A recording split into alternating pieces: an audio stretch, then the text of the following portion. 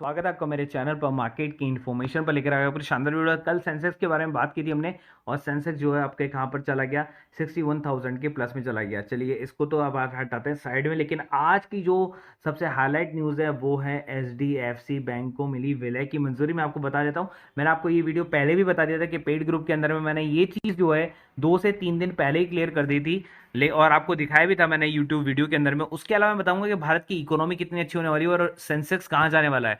तो यहाँ पर देख सकते हो भारतीय इकोनॉमी की सेहत बेहद अच्छी है, इन सेक्टर में बनेगा पैसा। तो आपको बस में ये बताना है कि किन सेक्टर में जो है रिकमेंड किया जा रहा है कि कौन सा सेक्टर जो है आपके लिए अच्छा हो सकता है। तो यहाँ पर जो है भारत में लौटेगी एफडीआई की खरीदारी। तो जैसा कि आपको देखने को मिल रहा है कि एफआईआई जो है वो लगातार बाइंग करते जा रहे हैं हजार हजार करोड़ की, और जहां पर डीआई भी थोड़ा सा बाइंग की तरफ में घुसते हैं तो वहां पर मार्केट जो है वो ऊपर की तरफ में चलता है।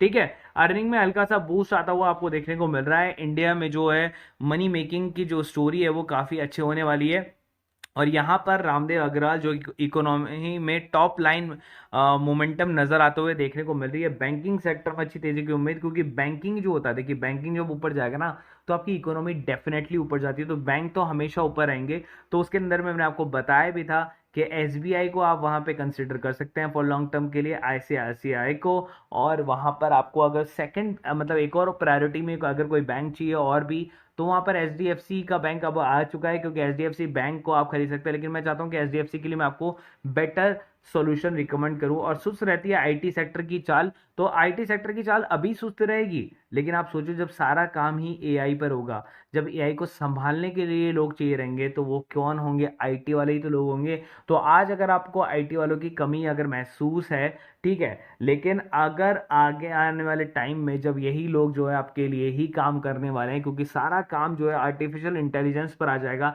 तब आईटी सेक्टर चलेंगे। तो अभी आपके सामने अपॉर्चुनिटी है इसको लो सेक्टर पर बाय करने की। न्यू एज कंपनियों में निवेश करें, तो जो नई कंपनी आ रही है जैसे कि नए आईपीओ है, न्यू बिजनेस मॉडल है जिनका, तो उनके अंदर में भी आप इन्वेस्टमेंट कर सकते हैं, क्योंकि उनके पास में जो है फाइनेंशियल और एंजल इन्वेस्टर ज्यादा होते हैं। तो जैसा कि मैंने कहा था एचडीएफसी बैंक के विलय को मंजूरी मिल गई। देश के सबसे बड़ा जो प्राइवेट बैंक है उसका मर्जर अप्रूव्ड हो गया एचडीएफसी के अंदर में। तो एचडीएफसी और एचडीएफसी बैंक का जो है मर्जर हो रहा है, और मैंने आपको बताया था कि मर्जर जो है 2023 में होगा। जब 2022 के अंदर में इसकी न्यूज़ आई थी तो मैंने आपको ऑलरेडी पहले बता दिया था कि इसका जो मर्जर है वो 2023 में देखने को मिल सकता है। टू बिग टू फॉल श्रेणी में आता है, और अब इस विलय के साथ ही बैंक और बड़ा होने वाला है। देखिए बैंक खत्म नहीं होगा, बैंक जो है वो एक ही कंपनी का शेयर बन जाएगा। और कैसे होगा? एचडीएफसी के जो शेयर होल्डर है ना, उनके 25 शेयर जो होंगे उनके बदले एचडीएफसी बैंक के 42 शेयर हासिल कर सकेंगे। अगर आप इन कंपनियों को अगर देखना चाहते हैं तो 25-42 का जो है इसका रेशियो रहने वाला है। अगर आपके पास में इसके 25 हैं तो एचडीएफसी के 42 मिल जाएंगे, और अगर आपके पास में एचडीएफसी के 42 हैं तो आपको इसके 25 मिल जाएंगे। ठीक है, इस तरीके से। तो विलय के बाद में जो वैल्यूएशन होगा वो 18 लाख करोड़ का हो जाएगा, जो कि एचडीएफसी के हिसाब से बहुत बड़ा हो जाएगा। इंडेक्स के अंदर में बहुत बड़ा वेटेज रखेगा आपके लिए ये, और इंडेक्स के अंदर में जो है आपके किसी भी टाइप की फॉल और चढ़ाव के लिए सेंसेक्स को या निफ्टी को ये भी उतना ही लायबल होगा जितना कि रिलायंस आपको देखने को मिलता है। ठीक है, अब बात करें तो उस शेयर की जो 1787 से टूटकर 173 पर आ गया, मतलब 90% का करेक्शन हो चुका है। साल भर में निवेशक के 1 लाख घटकर कितने रह गए? 9,000, मतलब 91% का करेक्शन इसके अंदर में देखने को मिला है। बीएसई पर बात करें तो अभी भी इसके अंदर में गिरावट है, जिसका नाम है एसईएल मैन्युफैक्चरिंग कंपनी, और इसके शेयर लगातार टूटते हुए देखने को मिल रहे हैं। पिछले एक सप्ताह से इसके शेयर टूटते हुए देखने को मिल रहे हैं। ठीक है, उसके अलावा शेयरों के अंदर में जो गिरावट का ही महसूस हो रहा है, आप देखिए यहाँ पर आ गया है 91% की गिरावट आपको देखने को मिल रही है। 149.50 पर इसका जो है आपको वीक हाई प्राइस देखने को मिल रहा था। 52 वीक लो जो है वो 149.15 पर आपको लो देखने को मिल रहा है। मार्केट कैप जो है इसका अभी भी काफी बड़ा है, 500 करोड़ का मार्केट कैप है, तो छोटा मोटा नहीं है। सरकार का कपड़ा उद्योग के लिए जो है ये टारगेट करती है अगले 8 सालों में जो है टेक्सटाइल 30 गुना तक बढ़ सकता है। इसलिए मैं आपको इसको फोकस करवा रहा हूं कि जो टेक्सटाइल है वो 3 गुना बढ़ सकता है 2030 तक, जो कि मैंने आपको पहले भी न्यूज बताई थी। वर्तमान में अगर 100 से 300 अरब डॉलर की तरफ जाते हुए देखने को मिल रहा है। एशियाई मैन्युफैक्चरिंग को दिसंबर तिमाही में भी घाटा हुआ है, और इसके लगातार 2 क्वार्टर टू क्वार्टर हैं वो नीचे की तरफ में इसमें घाटे में देखने को मिल रहे हैं। लेकिन आगे आने वाले टाइम के अंदर में इसके अंदर में काफी बड़ी जो है उछाल आपको देखने को मिल सकती है। इसलिए मैं आपको ये शेयर जो है वो फिलहाल रिकमेंड करने की कोशिश कर रहा हूं।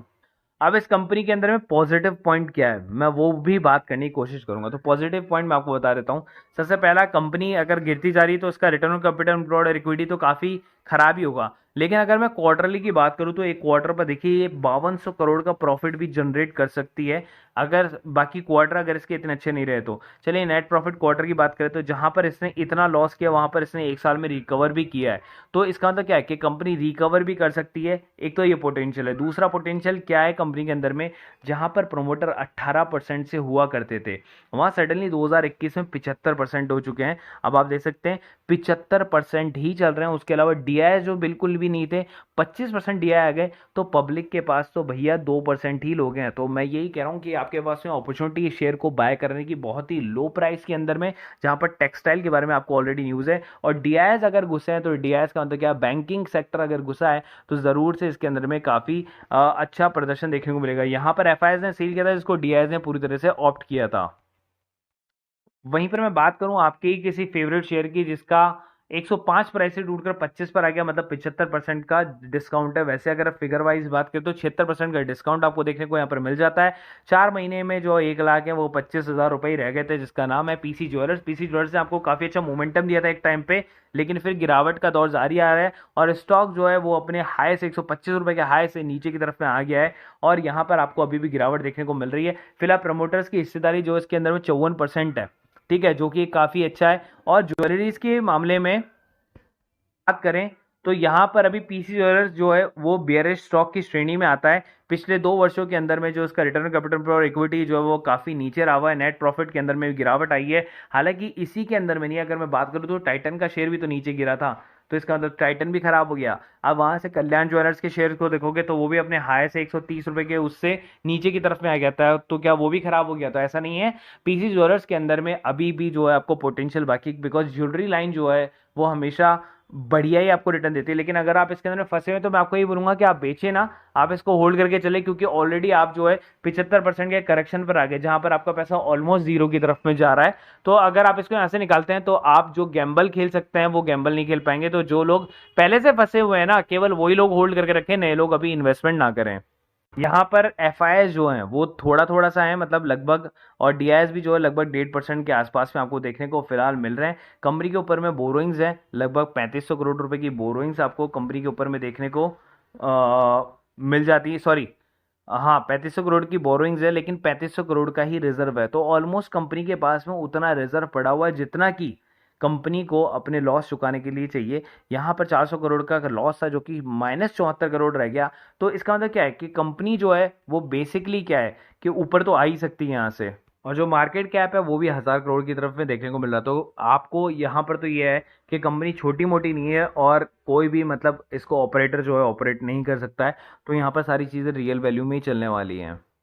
तो अब आपको दिखाने वाला हूँ जादू, जैसा कि मैंने आपको प्रीवियस वीडियो में बताया था कि टेक्निकल चार्ट में देता हूँ। और देखिए ये टेक्निकल चार्ट का रिप्लाई मैंने दिया है कि स्किपर का शेयर है वो 11% का रिटर्न दे दिया 3 दिन के अंदर में। जो हमारा टारगेट था वो अचीव हो गया टेक्निकल चार्ट के ऊपर में। वहीं पर अगर आप देखें तो सेकंड जैकपॉट भी आपको देखने को मिला जेके टायर, जो कि मैंने आज ही के दिन दिया था, मतलब कल अगर फ्राइडे को देखेंगे तो यहाँ पर आपको जेके टायर देखने को मिलेगा। ये देखिए जेके टायर्स, तो जेके टायर्स मैंने दिया, उसने अपना टारगेट अचीव कर दिया। और उसके बाद में तीसरा जैकपॉट जो है वो इंडियन स्विफ्ट लैब है, जो कि मैंने आपको यहाँ पर दिया था। तो आप यहाँ पर देखेंगे तो थर्ड जो जैकपॉट है वो इंडियन स्विफ्ट लैब के अंदर में, जिसमें 6% का बूम आपको देखने को मिला। चौथा जो है वो मैंने वेडनेसडे को दिया था, इसके अंदर में 7% का जंप देखने को मिला आपको, ठीक है। और जो बेसिकली आपको नॉर्मली पैसे कमाने का मौका मिलता है वो 3 से 4 शेयर आपको मिलते हैं, 5 to 10% कमा सकते हैं। अब आप बोलेंगे सर चारों शेयर लेने होते हैं? नहीं, चारों शेयर नहीं लेने होते। जो शेयर मेरे वाले प्राइस को, सपोज मैंने 25 रुपये किसी का प्राइस दिया है और किसी का प्राइस मैंने 50 रुपये दिया है, किसी का 75 दिया और किसी का 100 दिया है, तो मान लीजिए उसके अंदर में से पहला ये वाला स्टॉक एक्टिव होता है 75 वाला, तो आपको 75 वाले खरीदने हैं, आपको बाकी 3 नहीं खरीदने हैं जब तक ये एक्टिव है। और जैसे आपके पास में ज्यादा फंड है तो जैसे दूसरा एक्टिव होता है तो आपको दूसरा खरीदना है। कभी भी ये चारों एक साथ एक्टिव होंगे ही नहीं मेनली। तो आप चाहे तो इजीली कमा सकते हैं, जिसके अंदर में आप 25 से 50 हज़ार रुपए कमा सकते हैं इजीली। और आपको फीस कितनी देनी है भैया? 250 रुपये पर मंथ। अगर आप आज ज्वाइन करते हैं तो मैं आपका कंसिडर 1 तारीख से ही करूंगा, 1 मई से, जो कि आपका 31 मई तक रहने वाला है। तो आप इजीली ज्वाइन कर सकते हैं 250 रुपये पर मंथ का प्लान। और अगर आप प्रीमियम प्लान ज्वाइन करते हैं तो 1500 रुपये पर मंथ है, जहाँ पर आपको Nifty, bank Nifty, fin Nifty, intraday और सब कुछ मिल जाता है, वो भी पूरे 1 मंथ के लिए।